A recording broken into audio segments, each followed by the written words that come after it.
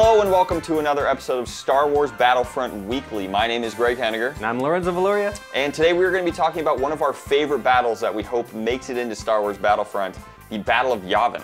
Yeah, that's right. So the Battle of Yavin was kind of just a, let's take our fighters and fly up to the Death Star, blow it up.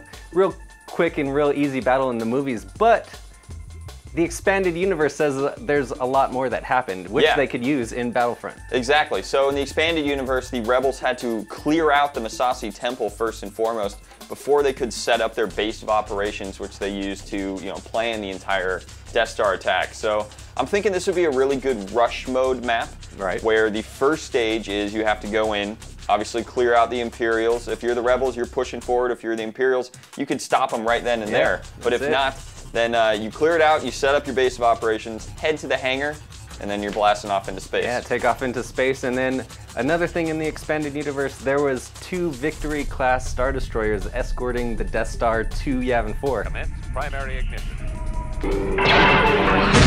They're dying, Austin!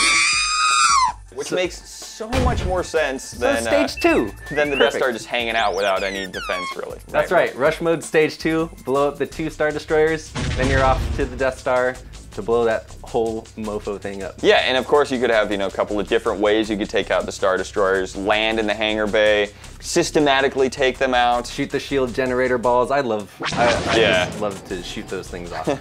But, after all that's done, then you're taking part in the entire battle that was in the movies. Yeah, so stage 3, the rush mode, progresses to the Death Star itself, where a couple of things have to take place first.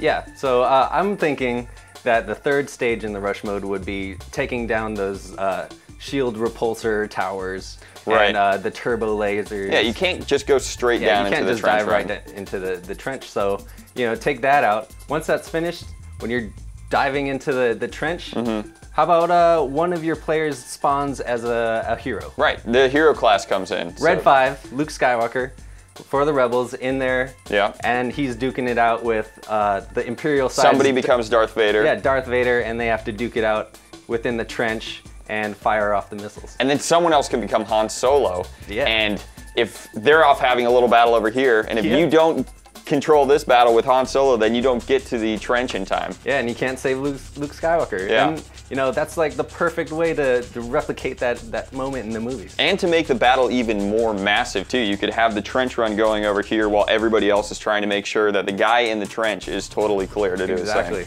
So, there's a lot of possibilities. That's what we think that the Battle of Yavin should end up like in Battlefront 4.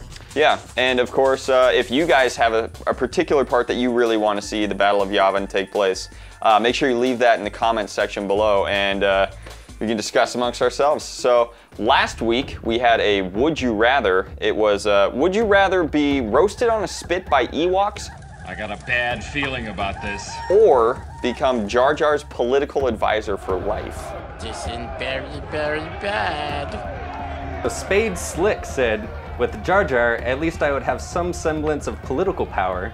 Getting roasted alive by a bunch of tiny teddies is just embarrassing. That would be pretty embarrassing. The ARC crew said, Jar Jar would ruin nations, while being roasted will feed an Ewok nation. Nice. Oh, that's pretty good. Cobalt 60 Gaming said, I would advise Jar Jar to jump off a cliff. Which is a pretty sound strategy if you're his advisor. Right. So we have a new Would You Rather for this week. We do. And it is, would you rather be sold into droid slavery by Jawas, like R2-D2 and C-3PO did? Or you could be Jabba's dancing slave for life. Jabba's sexy dancing slave for life. So either way, you're getting sold into slavery. But or fed to a Rancor. Yeah, your life might not last that long. But go ahead and leave your comments in the comments section down here, and we'll read off our funniest and favorite ones next week. And we'll see you next time. May the Force be with you. Got a lot of carbon scoring here. Looks like you boys seen a lot of action. Are we on a space cruiser?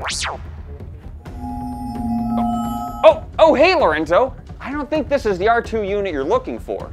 But if you do want to see last week's episode of Star Wars Battlefront Weekly, just click up here.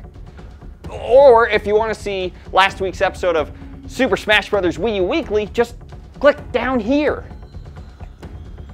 How do I get back into this thing?